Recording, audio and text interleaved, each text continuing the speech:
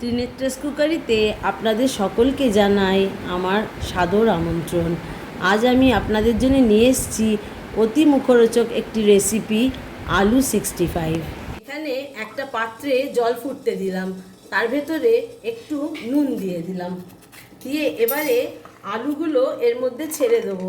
আলুগুলো দেখুন আমি এই সাইজের করে কেটে নিয়েছি। এবারে আলুগুলো জলের মধ্যে ছেড়ে দিচ্ছি।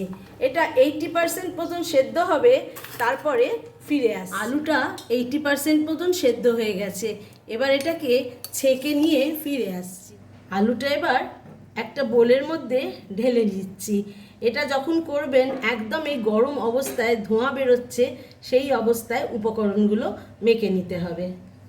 প্রথমে নুন দিয়ে দিলাম, গোলমরিচের গুঁড়ো দিচ্ছি, লাল লঙ্কার গুঁড়ো দিলাম, এবারে 2 চামচ কর্নফ্লাওয়ার দিয়ে দিলাম। এবারে ভালো করে মেখে নিচ্ছি। গরম তো একটা চামচ বা স্প্যাচুলা যা থাকবে তাই দিয়ে ভালো করে মেখে নেবেন। আপনাদের সকলকে অনুরোধ করছি একটা লাইক দিয়ে দেখবেন আমার ভিডিওটি। এবারে আলুগুলো সাদা তেল গরম করে তাতে দিয়ে ভেজে নিচ্ছি। বেশ একটু ভালো করে ক্রিস্পি হবে বা লাল রং ধরলে তখন নামাবো।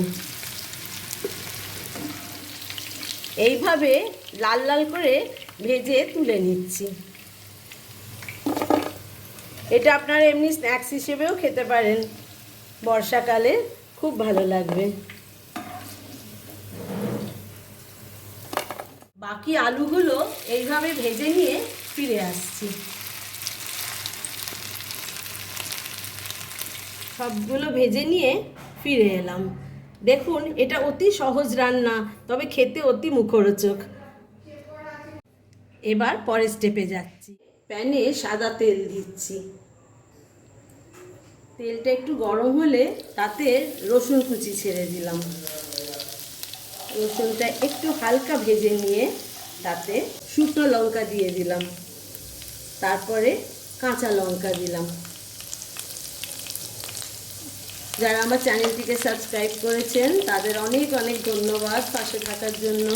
যারা নতুন, রিকোয়েস্ট করছি একটু সাবস্ক্রাইব করে দেবেন, দিয়ে আমার চ্যানেলের পাশে থাকবেন। এবার এতে পেঁয়াজ কুচি দিচ্ছি। একটা মিডিয়াম সাইজের পেঁয়াজ এতে কেটে আমি ছোট ছোট করে দিয়ে দিলাম। এবার এতে নুন দিয়ে দিচ্ছি। এবার এটাকে একটু নেড়ে নিচ্ছি। এবার এতে একটু কারি পাতা দিচ্ছি। যে কোনো 65 রান্নাতে একটু কারি পাতা লাগে, তাই একটু দিলাম, খেতে খুব ভালো হয়। এই রান্নাটা দেখবেন অতি সিম্পল জিনিস দিয়ে করা, কিন্তু অতি সুস্বাদু খেতে হয়। আর ত্রিনেত্রাস কুকারি মানেই তো সিম্পল ইনগ্রেডিয়েন্টস, ডেলিশিয়াস ফুড। এবার 1 টেবিল চামচ টক দই দিলাম।